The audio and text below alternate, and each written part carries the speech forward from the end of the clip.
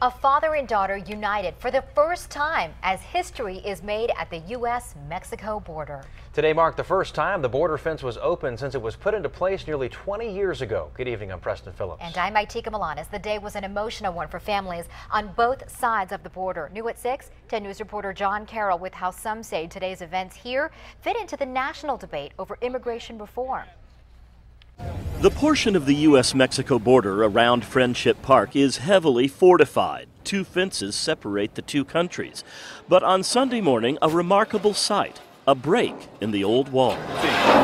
As longtime Friendship Park volunteer Jim Brown slid back the old rusty bar on this gate that's never been opened, cheers went up from crowds on both sides of the border. And then, a sight these supporters of immigration reform say puts the national debate into human terms.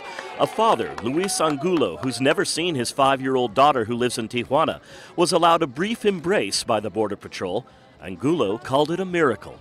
It was really amazing, this opportunity to see my daughter and to hug, everything is really amazing. This gathering at Friendship Park marks Children's Day, a holiday in Latin American countries.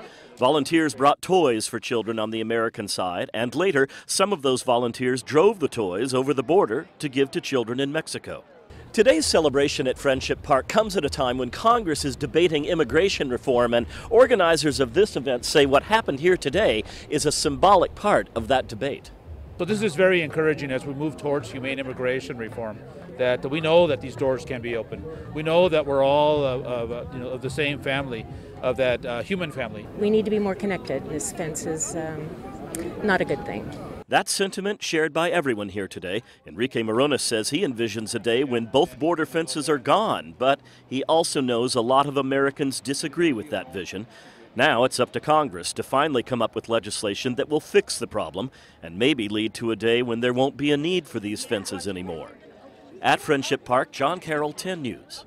Now, the reason that young father hasn't been able to see his daughter is that he only has a temporary visa, and until he gets a permanent one, he can't leave the U.S. And Angulo told 10 News he is hoping to get a permanent visa very soon.